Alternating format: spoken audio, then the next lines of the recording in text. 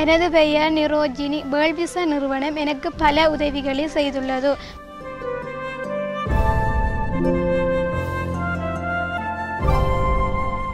பாடசாலை பொருட்கள், தொப்பி, டிஷர்ட், கதை புத்தகம் போன்றவற்றை தந்துள்ளது.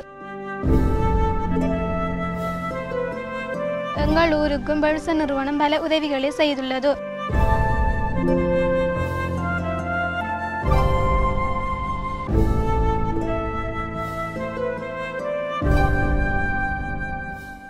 எனக்கு உதவி செய்கின்ற உங்களை பார்க்க மிகவும் ஆர்வமாக உள்ளேன்.